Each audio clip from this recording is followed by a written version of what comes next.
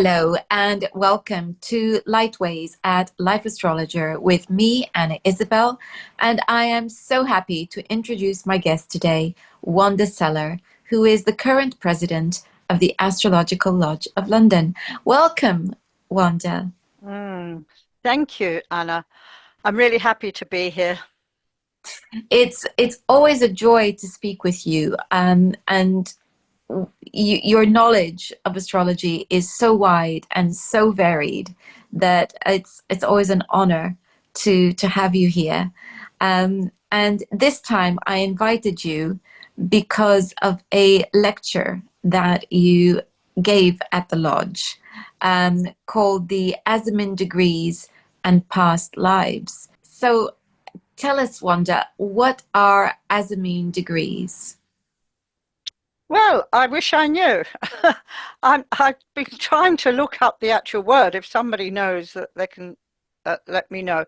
But it's what William Lilly writes about in his Christian astrology, and he calls them sort of lame and deficient degrees, and they're not supposed to be very nice in the chart. So if you have a planet on one of those degrees, it's supposed to spoil um, the part of the body. It's a very sort of medical term. So I decided to look into it, and I don't find it as horrendous as it seems to be painted. Yes, so they're to do with medical astrology, basically. It's once I start speaking, I don't stop, so you have to stop me. But basically, when you have an azimuth degree on either the ascendant sun or moon or the strongest planet in the chart, that's when it's supposed to affect the part of the body. Well, that's very interesting. So, um, are these degrees consistent? So let's imagine that it's, 28 degrees. Is that 28 degrees in every sign, or is it Oh different? no, there are certain degrees. Right, the azamun degrees don't occur in every sign. Um, they're in Taurus, Cancer, Leo, Scorpio, Sagittarius, Capricorn, and Aquarius, and they're only certain degrees. Um, I suppose I could send you something if you wanted to put it on a. It, No, it, it's okay. It's all right. it's all right. Yeah, so they only they're constant. They're the same degrees, and they when they affect a planet, as I said, the it's only four places supposedly. I've not done a um, a very big investigation, but quite a few, and they always seem to come through. So these are specific to degrees in specific signs, Yes. and supposedly they have a detrimental, or they indicate some detriment to the body. I presume that would be the part of the body signified by the sign therein. In the main, but when I've been studying these degrees in the charts and the planets and the aspects, I've realized just how complicated the whole concept of astrology is. It doesn't always show in the sign, but it might show in an aspect that the sign is receiving, or the planet in the sign is receiving. So Yes, so this could also be related to the aspects. So very much so. this is coming from traditional astrology and medical astrology particularly. Um, do the outer planets then play a part in this, or are we looking just to everything up to Saturn? Well, if I get the idea from Lily, then it's traditional astrology. I was just wondering whether, But yes. but I think there's a possibility that the outer planets could play a part with bestowing aspects to that Azimene degree. It might show another side. It will take a lot of research, which, I've not done a great research to this, so I haven't particularly seen that. So when we're talking about the aspects then, so let's imagine that the ascendant is in the Azimene degree of Taurus. And there, and it's, to all intents and purposes, nothing seems to be, happening in and of itself. But then there's a transit to the ascendant. So I guess maybe I'm asking about transits as well. Um, Oh, no, would no, you're quite right, because what I have found is, Lily doesn't go into this. I mean, he makes a statement in Christian astrology. He makes many statements, and it's up to you to sort of research it and see how far it will take you. And he only sort of talks about this is an Azimene degree. It will spoil that planet and that part of the body. Doesn't I don't recall him talking about transits, or, and I don't recall him saying that you can be born with these malfunctions of the body because it's got a Azimene degree there, but it can actually occur later on in life. You don't. It's so it's there's genetic marks on the body, if you like to call them that way. It's not just marks; it can be malfunction, and there's acquired Azimene degrees.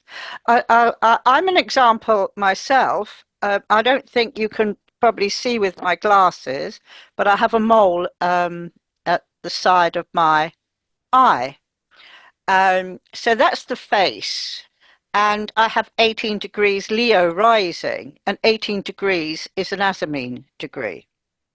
So you see, I'm not quite malfunctioning. It's not that bad, except and I think back in those days, in medieval times, and since then, moles have actually not been looked upon as beauty spots as they are today, and quite rightly, because they could be cancerous. You see, um, hopefully most aren't, but that's a possibility. So, in a sense, so that's what I was born with. When I was about 12 or 13, I had a tremendous carbuncle grow over that eye, or between the eyebrow and the eye, which again, it's the same area. Fortunately, it was lanced, but it left a scar. And so you see, they can be acquired, and I have examples of more famous people than myself who acquired them. I think, like Toulouse-Lautrec, for instance, he had an Azimene degree and 7 Sagittarius, and he wasn't born short. Sagittarius rules the thighs, and he had an accident in his early teens, which affected his thighs, and so he didn't grow much taller than about 5 foot, I think it was, or something like that. So it can be acquired. And there's an interesting case of David Bowie, who actually doesn't have an Azimene degree, a planet on an Azimene degree, but he's got aspects to it from the moon and ascendant and sun. I can't remember exactly without looking it up. So there are aspects to it, but from those crucial points, the sun, ascendant, moon, that kind of thing. And he's got one of his eyes isn't quite right, which I think it's the pupil. It doesn't retract or not retract. It stays static. and that was acquired. He got it in a fight over a girl, I think in his teens. So Lily doesn't talk about acquired as in malfunctions to Azimene degrees, but it seems as if that works too. That stands to reason because the chart, in a sense, is like a promise that unfolds throughout our lives. So, this is the potential. So, the chart holds the potential for any number of possibilities to manifest. And so, you have those that you might be born with, but then Mm-hmm. there's the propensity for something to develop or the potential for something to develop later on as this sensitive point is touched, and usually it's the transit side of things that's going to touch it, but I imagine also progressions might play a part in this. Well, yes. Also, one of my examples is Frida Kahlo, the Mexican artist who had polio when she was about 6 and had that awful accident around 18, which affected her spine, her legs, and she had a few Azimene degrees. But also, what I've noticed is I think the more afflictions you have to it, the worse perhaps the condition may become. So when you say afflictions, you mean Planetary aspectual afflictions, yes. mm, okay. That's my feeling that just because you've got an Azimene degree and there is a planet there doesn't necessarily mean that something terrible is going to happen or you're born with a malfunction of some kind. It's just it's I think just one more thing in a chart to help you analyze the chart and judge the chart. As we know, something is true in a chart when you see the same message coming through. And that's why I said it's more medical astrology. That will sort of, you think, oh, I'm looking at a difficult configuration here. And then suddenly you see that one of the planets you're looking at is on an Azimene degree. Then you think, yes, there's something that may be medically challenged here. It's very tempting listening to you to start thinking about matters of fate. um, what do you feel about that? About fate. Because when we're talking about this, that we see these degrees, there's this, it can feel like there's an element of fate here, that people are fated to experience Yes, something. yeah. I think you're right. I think I, I I haven't really wanted to bring in past lives until you asked me about them. But because I have dealt with past lives and worked as a past life regression therapist, that's what made me look into this whole matter much more deeply. And there had been so much work by eminent psychologists and psychiatrists who have found that they did most of their research, thousands of cases, mainly in India, mainly in the Asian countries, with young children who have scars and holes and all manner of malformations. And many of them have talked about having had a traumatic death, been shot or stabbed or something. And the the the mark has come through into their current life from a previous life. And as I said, there's been an awful lot of research in this. Sounds fantastical, I know, but you get people like Dr. Ian Stevenson who did such marvelous work. But I have to introduce that because I'm going back to your original question about fate and just refer back to the acquired um, malformation linked to the Azimene degree. and acquired at certain ages. The age may mirror, and you would only know this if you were regressed, the age may well mirror a traumatic time in a previous life. And I have noticed that in other ways when I've done a lot of work on regressing clients, and realized that certain traumas in their previous life, like say age 7 in a previous life, uh, when something happened, in this life, age 7 will resonate as well. I don't know why, but it does. I don't know how that caps. So there's a fate, it's fated to some extent.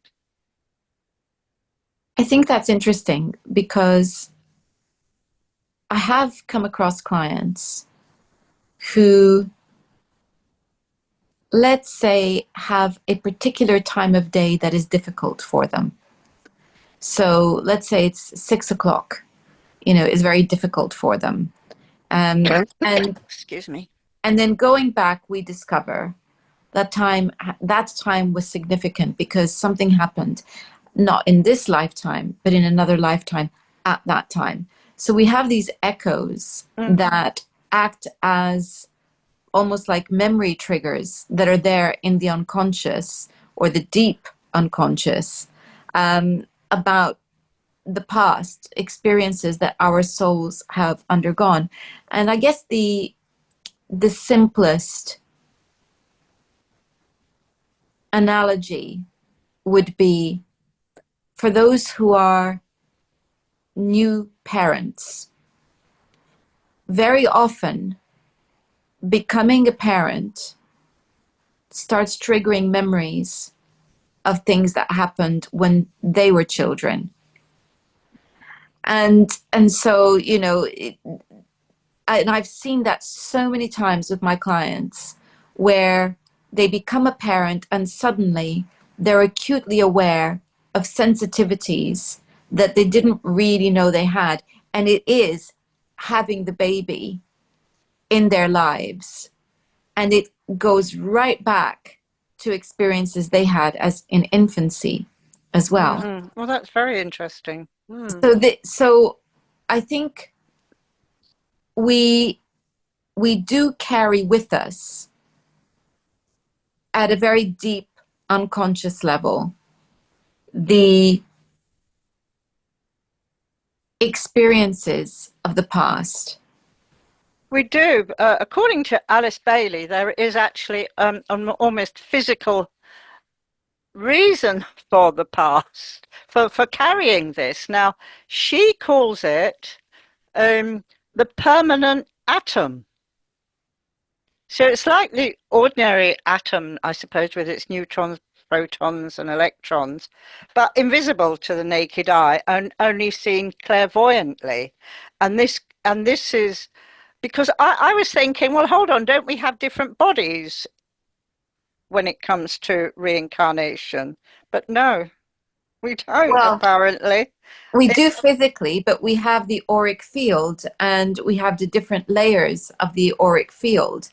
And so within that, we are carrying memories of the past. And for those who work with energy fields, they can, and the aura particularly, they can often see the potential for a physical ailment developing before it actually becomes manifest physically. yes, I suppose it's how one understands it.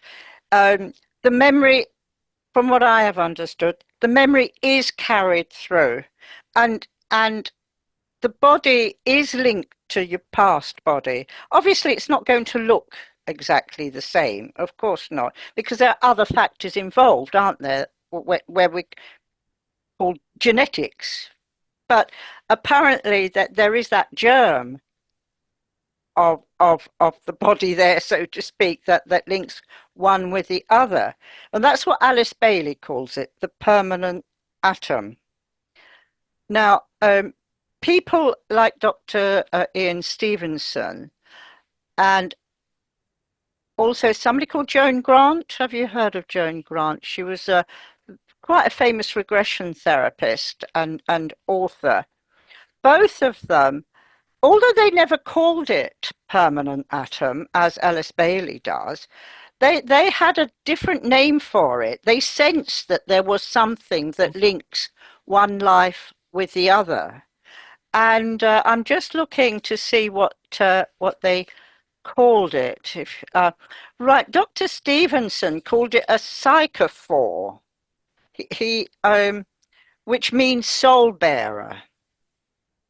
And this is the idea he came to when he did his research, that there was something linking one life to the other. That's why you can get a physical blemish linked to a previous life. It doesn't start making you think about looking after your body.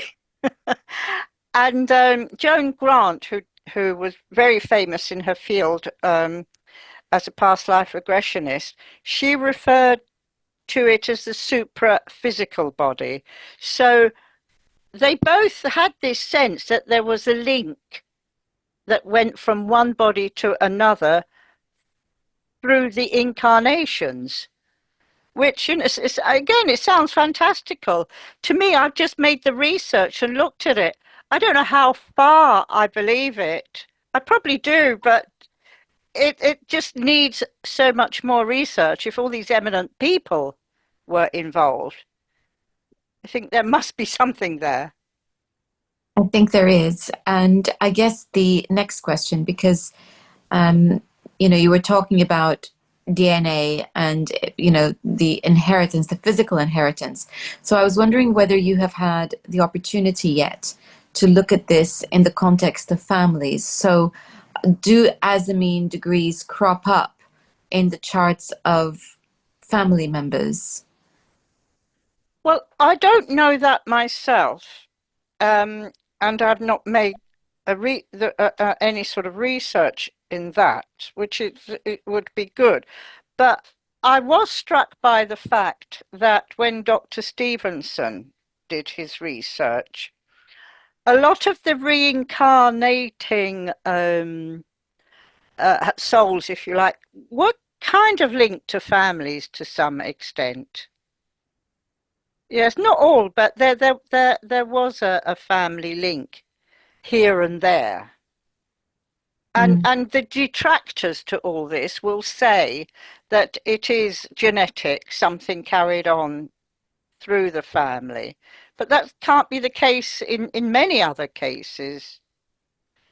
And other detractors will say, oh, it's just a freak of nature, and that it's not meaningful. I mean, as far as I know, Dr. Stevenson didn't look at the astrology of it. I've put the two together. I think that that's a very interesting thing. And yes, detractors will start shouting genetics, but there is such a thing as epigenetics, we now understand, and we know that there are more factors to our development, physical and otherwise, than just genetics. And in any case, we would look at a chart, and the chart is, as I said, it's the promise of the potential, Mhm. and that would include the genetic makeup of the individual, particularly as there is a great deal of consistency in the literature around life between life regressions, as well as near death experiences, um, suggesting that we choose the families that we come into with the aim of choosing the circumstances that are going to best support the growth of the soul. So, that being the case, of course, we're going to be opting for some genetics. And, past life regressionists out there will recognize, particularly those trained in the Newton school of past life regression, will recognize, when I say that one of the questions that we ask of the soul as it is recalling itself in the womb and connecting with that incarnation, that physical side, is how does it feel to be this in this particular body? So what does it feel like to be in this particular body? Does it feel, comfortable? Does it feel like it's a challenge to be in this body? Does it feel, uh, or what do you feel is going to be the strength of this body? It might be that it's a strong intellect. It might be that there's a strong emotional sensitivity, and and that's one of the questions that we might be asking of the soul as it's recalling that first entry into the new body. So that is, I guess, you know what it's like. You make plans and then you have to live them. We all do that. We make plans, we have grand ideas, and then the reality hits, and we think, oh, wow, okay, so now I'm actually doing this. How does it feel? Mm. And it's that same question. It's like there's a great big matchmaking service in the sky, or on the other side, in spirit. They're matchmaking, looking down and say, "Okay, it's your turn to incarnate. Let's find the best situation for your growth." And a lot of people who are very personality oriented can't understand how the soul could possibly have chosen them neglectful parents, poverty, a war zone, and so it goes on. I think we'd have to be very careful in this regard when it comes to saying that that the soul chooses, because I remember one woman saying to me, "But I wouldn't have chosen such a terrible situation and awful parents." And it's not the personality choosing; it's the soul choosing for growth. And to me, that's quite thinking that way is a bit of a relief, really, because, and I think Alice Bailey says this too. You are where you're supposed to be. Yes, a good example of this is a conversation I had with a client just last week, where we were discussing her childhood, and the chart was showing, as it inevitably would, a certain set of circumstances, as in the kind of experience she had as being parented. And I said to her, so really uncomfortable and somewhat miserable, but how does that relate to the present? And what I was showing her was that that childhood experience means that when faced with a certain set of challenges that echo Mm, mm, her parents, mm, mm. she is fully equipped to deal with it in a way that other people around her have not been. And she smiled, rather ruefully, um, when she made that connection, when she saw what I was, inviting her to consider. And she said, well, I do have something to be grateful to them for then. I had exactly the same recently. Well, I'm always having it, but this recently, this lady was going through a certain difficulty, and in the chart, I was able to. Well, I saw where the transits were, and so I looked at that planet to see when it was first hit by solar arc, and and so I was able to look at which age it was, and I don't want to be accused of false memory, so I never sort of say this and this happened at age 6. I gently lead them to the age 6 and ask them if they experienced any kind of challenge.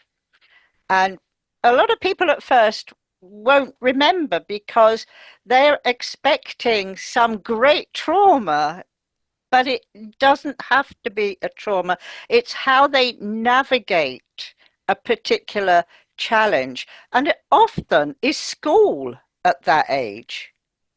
And so when I asked her to go further, and she said, well, the only thing I remember is starting school. And I could see she didn't at first think it was anything traumatic or difficult. So I said, can you tell me exactly what happened when you started your first day? And the tears came immediately. To cut a long story short, she said, I was forgotten, totally forgotten. And I said, how do you relate that to your present experience? And the tears again. I'm forgotten, she said. My family just push me aside and they don't take me into consideration. So there is a link, most definitely. And I suppose what happens in childhood is that, we're geared to survive. And so we try to survive in the best way that we can. And we make scripts for ourselves. And we try and we sort of survive that age 6, but it's never fully abreacted. The emotions underneath are still there. And so when we look at somebody who seems to be going through some trauma and we're thinking, why are they overreacting? It's such a little thing. It isn't to them because they've not worked it through at age 6 or whenever. And it's the same for all of us. It's not just them, it's exactly the same for all It of is the us. same for all of us. And I have many a client who, having finished a regression session with me, says, I can't believe all that feeling was still in there over something so little. It's because we're adults and we've forgotten what it's like to be a child. And so this is again the beauty of astrology, reflecting and asking us to consider the questions that need to be asked, to gain a better understanding and arrive at some healing. And it is a wonderful thing that we can learn about Azimene degrees from you. Now, this lecture that you gave is now done, but hopefully people will be able to find the recording, so that they can hear it in greater detail. And I'll be putting a link to the Astrological Lodge of London in the description box. Wanda, if people wanted to contact you, is there a website or do they go through the lodge? Go through the lodge. Okay, so the link will be there in the description box. Mm-hmm. Thank you so much for your time today. Thank you for inviting me. And thank you all for watching. Next time, we're going to be looking at Juno. Until then, goodbye.